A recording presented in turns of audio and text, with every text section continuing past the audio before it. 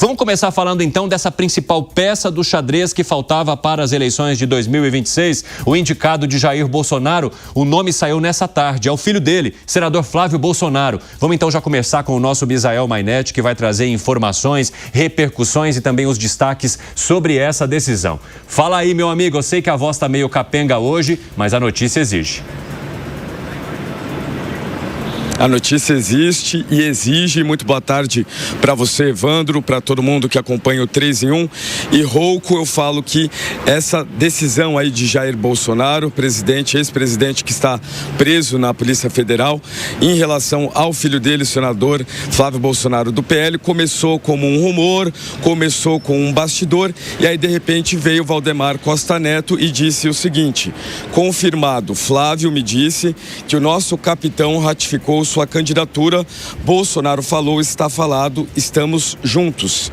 Essa foi a frase do presidente do Partido Liberal, Valdemar Costa Neto, que confirmou realmente esses bastidores que surgiram ali por 2 horas da tarde em relação à indicação, à bênção de Jair Bolsonaro para que o filho dele concorra às eleições presidenciais do ano que vem, contrariando o que muitos pensavam e diziam que poderia ser Tarcísio de Freitas do Republicanos. A gente já tem também uma publicação feita por Flávio Bolsonaro, que usou as redes sociais para agradecer o pai, mas ele usou ali o presidente. Vamos ver o que Flávio Bolsonaro disse, abre aspas: é com grande responsabilidade que confirmo a decisão da maior liderança política e moral do Brasil, Jair Messias Bolsonaro, de me conferir a missão de me dar continuidade ao nosso projeto de nação.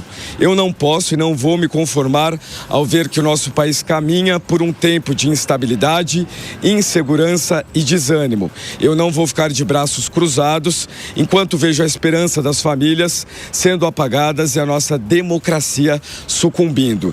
Então aqui o filho, fala na verdade de senador para presidente, ex-presidente, fala em agradecimento e fala dessa responsabilidade de assumir o Brasil numa situação delicada, muito provavelmente se referindo à prisão do ex-presidente Jair Bolsonaro, que está na sala de Estado-Maior no Distrito Federal, lá na Polícia Federal. Portanto, primeiro agradecimento público de Flávio Bolsonaro, ele que fez esse pedido de vigília e que foi um dos motivos para Alexandre de Moraes tornar o pai aí, preso nessa situação. Agora a gente também tem outra declaração, Fábio Van Garten, ele que já foi secretário de comunicação da Presidência da República, falou o seguinte: toda e qualquer decisão do presidente Jair Bolsonaro é soberana, ele merece incondicionalmente a nossa confiança e lealdade.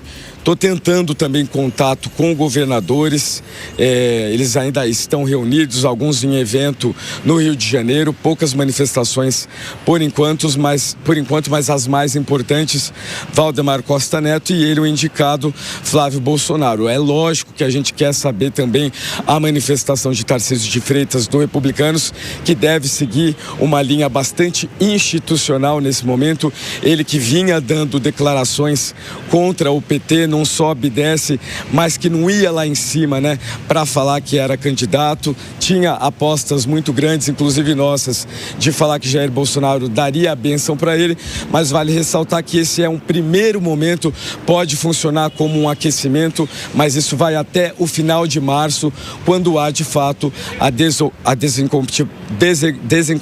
desincompatibilização, desculpa, hoje a voz está falhando aqui, quando há de fato essa quebra aí, para que eles formalmente façam aí, os acordos com os partidos. A gente vai seguir acompanhando qualquer reação de algum governador ou autoridade, também liderança política. Eu volto ao vivo aqui no 3 em 1. Desculpa a voz também. Imagina, não precisa se desculpar não, deu tudo certo, deu para entender muito bem. Combinado, te espero aqui, Misael Mainetti. Eu quero saber se você concorda com a indicação de Bolsonaro ao colocar o seu filho Flávio como candidato à presidência. Participe da nossa enquete. E aí você vai ter as opções. Sim, é um sinal de força e união. Não, Flávio não é o mais eleitoral. Ou o presidente deveria apoiar o Tarcísio de Freitas? Dê lá a sua opinião, a sua manifestação para a gente trazer aqui para o nosso debate no 3 em 1. Também já quero ouvir os nossos comentaristas sobre essa notícia que aparece nesta tarde e que tira então o segredo dessa indicação de Jair Bolsonaro. Como é que você avalia o nome de Flávio Bolsonaro em Fábio Piperno e já estava, digamos, no topo da sua lista de expectativas? Evandro, pelo menos entre os dois grandes favoritos, né? Ele e o governador Tarcísio, mas isso, a indicação dele mostra que o presidente Bolsonaro apenas reforça a forma como o presidente Bolsonaro sempre agiu, ou seja, ele trata a direita brasileira como se fosse uma rede de franqueados e ele é o dono dessa rede.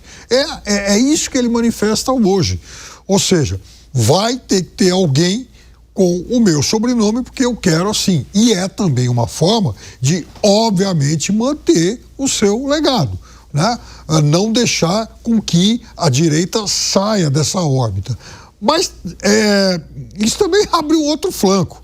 Veja, no Rio de Janeiro, a direita passa por um período um tanto conturbado, por conta das investigações agora cercando o presidente da Alerj, Rodrigo Bacelar, também por conta do processo contra o governador Cláudio Castro, que tramita no TSE e, inclusive, a relatora Isabel Galotti já votou pela cassação dele e Flávio seria candidato à reeleição.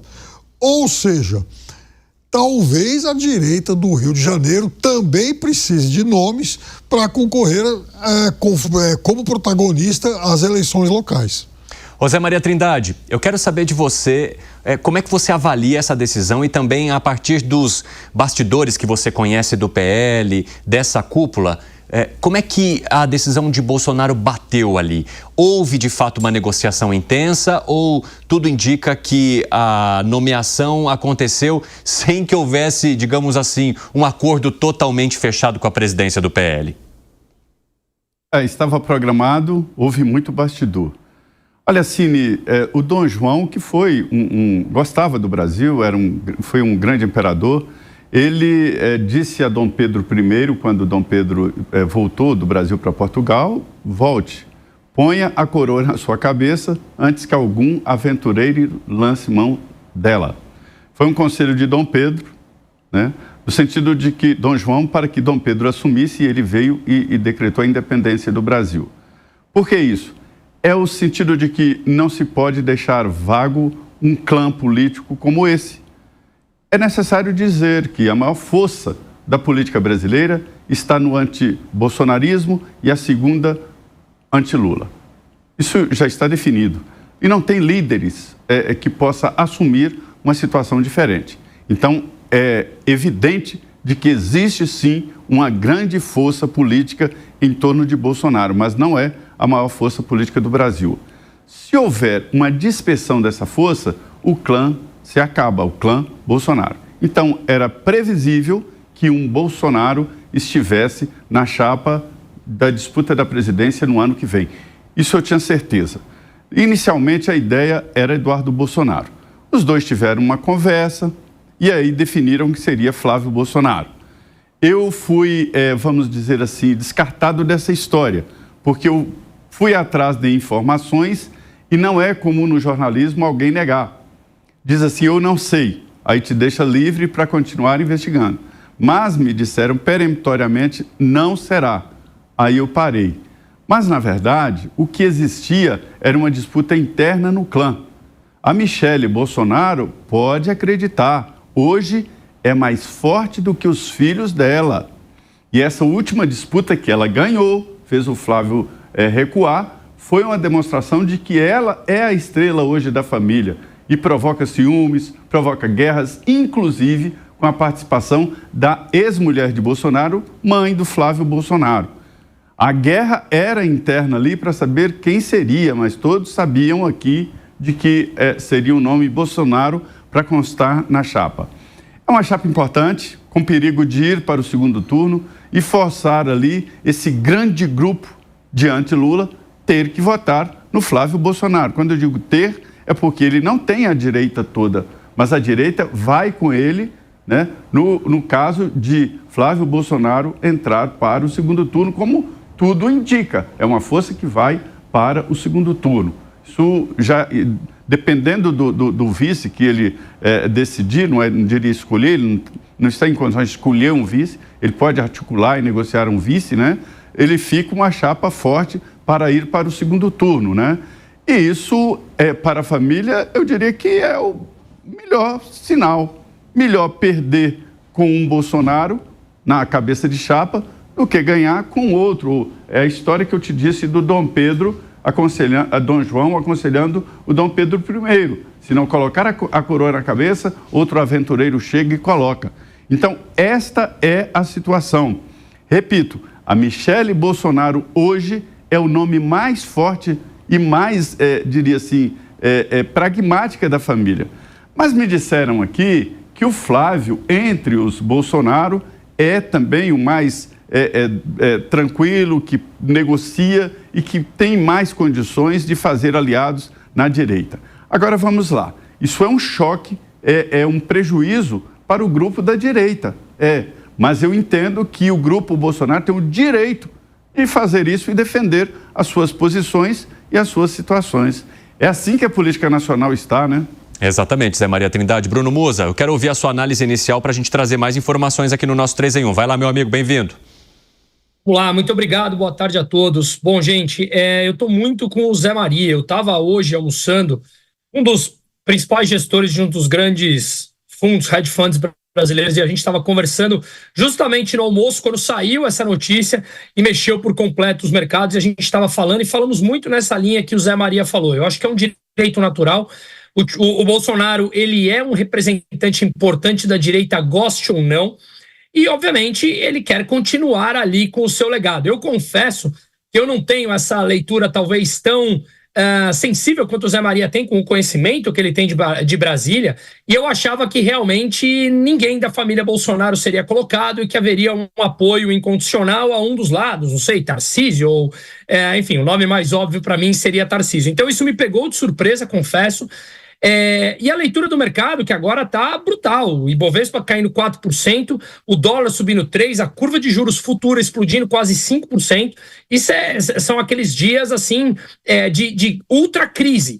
E a leitura que nós estamos fazendo é que não tem a ver com o nome do Flávio especificamente, mas sim que, por ser alguém da família Bolsonaro que conta com uma rejeição altíssima, abre margem para uma possibilidade de Lula ter uma chance maior do que se ele vier a concorrer com, por exemplo, Tarcísio. E, obviamente, isso é muito mal interpretado porque o ambiente de negócios está hostil. O ambiente do dia a dia de negócios para todos os setores está hostil graças a esse tipo de política que o governo Lula vem conduzindo. Então, isso vem mexendo nessas placas tectônicas, veremos as próximas cenas aqui do capítulo. Até depois gostaria, se tivéssemos tempo, de ouvir a opinião do Zé Maria. Eu não duvido que, se porventura o Flávio entra na candidatura e a resposta das pesquisas não são pelo menos satisfatórias, dele abrir mão disso. Não sei, de novo, não diria tão óbvio, mas nada na política me surpreende mais. Olha, daqui a pouco a gente vai voltar então a falar com o Zé Maria Trindade, Piperno e Bruno Musa sobre toda essa repercussão, mas eu tenho o privilégio de receber no nosso estúdio aqui do 3 em 1 a nossa querida Beatriz Manfredini, que sempre traz bastidores, e justamente nos bastidores de hoje, ela que começou ali a levantar a fogueira de que a notícia estava acontecendo, e aí depois foi trazendo os detalhes e as repercussões. Minha amiga, seja muito bem-vinda aqui ao nosso estúdio, que bom compartilhar esse espaço contigo. Como é que essa notícia está batendo, inclusive, nos bastidores da política de São Paulo e de outros cantos aqui do país? Boa tarde para você. Tá todo mundo quieto, viu, Evandro? Boa tarde para você também. Uma honra estar aqui também. Muito feliz pela primeira vez no 3 em 1. Piperno, todo mundo que tá por aí. Tá todo mundo quieto. Esse é o resumo não só do Palácio dos Bandeirantes, Evandro, do Centrão no geral. Quando a gente fala com o pessoal no WhatsApp, eles sempre respondem, mas hoje... nada. É aquela bomba que caiu e que talvez se esperasse, mas se acreditasse que não fosse dessa maneira, exatamente por causa da posse em cima do nome de Tarcísio, hein, Bia? Pois é, exatamente por isso, Evandro. Tinha uma expectativa muito forte no Palácio dos Bandeirantes, no entorno, principalmente no Centrão, que estava apostando com tudo. Ouvi de alguns líderes 99% de chance de Tarcísio ser o candidato à presidência da República, apesar do próprio governador não dizer isso, nem internamente. Muita gente pergunta isso, mas Tarcísio sempre disse, inclusive internamente, fortaleceu que gostaria de permanecer em São Paulo, que tem planos para o Palácio dos Bandeirantes, para o Estado de maneira geral, mas, repito, que aceitaria uma possível missão, né? Diz que aceitaria uma missão de se candidatar à presidência da República se ele fosse chamado. Agora, então, eu recebi aqui uma informação, inclusive, que eu não tinha dado ainda, de que Tarcísio teria sido mesmo avisado já, antecipadamente, por Flávio Bolsonaro, que esse anúncio seria feito. Chegou agora aqui no WhatsApp. Opa, compartilha tem conosco. 1 minuto. Então, essa informação, ela pode mudar um pouco os rumos da coisa. Tarcísio já sabia, então, mais tranquilo, mais calmo. Mesmo assim, a tendência é que todo mundo faça, Evandro, um anúncio único, né? Os partidos de maneira geral. O PP era um partido que apoiava muito a candidatura de Tarcísio de Freitas, queria muito, o próprio Republicanos. Então, todo mundo quieto agora, pensando o que vem por aí, antes de se pronunciar oficialmente. Exatamente, Bia. Há uma curiosidade muito grande sobre como os partidos de centro vão se manifestar, exatamente porque eles estavam caminhando muito ao lado de Tarcísio de Freitas e com a expectativa de que ele fosse o representante da direita numa possibilidade ou numa, digamos, garantia de competitividade maior caso o presidente Lula de fato se coloque à disposição mais uma vez para as eleições de 2026. E agora, qual que vai ser a estratégia desses partidos? Eles vão se colar em Flávio Bolsonaro para criar uma frente ampla de direita na tentativa de desbancar o presidente Lula de uma possível reeleição? São todas as questões que aparecem agora nesse xadrez que, digamos, vai começar a ficar um pouquinho mais claras a partir do nome que se tem saindo da boca de Jair Bolsonaro, que era a grande dúvida. Inclusive, Bia, eu peço que você acompanhe a gente aqui com uma conversa que nós vamos ter com a Janaína Camelo, porque Flávio Bolsonaro já fez um pedido para visitar Jair Bolsonaro e houve uma autorização do ministro Alexandre de Moraes. Vamos lá, Janaína, conta pra gente todos os detalhes, que dia vai ser, como que foi isso. Bem-vinda, minha amiga. Pois é, Evandro, muito boa tarde para você, para todo mundo. Uma decisão de há pouco do ministro Alexandre de Moraes e momentos depois, né, do senador Flávio Bolsonaro anunciar aí nas redes sociais que foi escolhido, teve autorização ali de Jair Bolsonaro para que seja candidato, então, no lugar dele em 2026. E aí, Alexandre de Moraes, ele autorizou um pedido da defesa de Bolsonaro que foi feito ontem para a visita de Flávio Bolsonaro na próxima terça-feira. Porque, só lembrando ali, pela regra da Polícia Federal, as visitas só podem ser feitas às terças e às quintas-feiras. Flávio Bolsonaro esteve com Jair Bolsonaro a última vez, na última terça-feira, e aí agora, então, há pouco, o ministro Alexandre de Moraes autorizou que ele compareça também, faça essa visita a Jair Bolsonaro na próxima terça-feira. Pela manhã, é sempre o mesmo horário que essas visitas são feitas, entre as 9 e as 11 da manhã. Então, no dia 9 da semana que vem, na terça-feira da semana que vem, por 30 minutos, né? Também é outra regra ali, que essas visitas só podem durar 30 minutos. Nessa mesma autorização de hoje, o ministro também permitiu que Michele Bolsonaro também faça essa visita no mesmo dia 9, terça-feira que vem, também com as mesmas regras ali, pela manhã, durando apenas 30 minutos, porque o que é estabelecido ali nessas regras das visitas é que elas só podem acontecer separadamente, né? E 2 pessoas por vez, no caso ali das visitas familiares, somente 2 pessoas por dia, e todas as visitas devem acontecer separadamente. Então, hoje o ministro, agora há pouco, autorizando Flávio Bolsonaro e Michele Bolsonaro a visitar Jair Bolsonaro na próxima terça-feira. Lembrando que na terça-feira última que Flávio Bolsonaro esteve com Jair Bolsonaro foi para tratar daquela ocasião também envolvendo Michele Bolsonaro, né? Acabou tendo ali um clima um pouco ruim, depois que envolvendo a questão ali do PL no Ceará, Ciro Gomes, enfim, ficou definido nessa reunião com Jair Bolsonaro que todas as decisões do partido devem ser tomadas em conjunto, ouvindo Michele Bolsonaro. No mesmo dia ali depois teve uma reunião de emergência na sede do PL, onde isso ficou definido, até suspenderam ali o apoio a Ciro Gomes lá no Ceará, o PL do Ciro Gomes lá no Ceará, e essa visita, então, na terça-feira que vem, dos dois, vai acontecer já nesse contexto, né? Com essa regra nova já estabelecida, que todo mundo deve ser ouvido. Ali, os principais atores das eleições da direita no ano que vem devem ser ouvidos ali, né? Que inclui, obviamente, Michele Bolsonaro. Então, Flávio Bolsonaro, Michele Bolsonaro estarão com Jair Bolsonaro na terça-feira, a partir das 9 da manhã, isso autorizado agora há pouco pelo ministro Alexandre de Moraes. Evandro.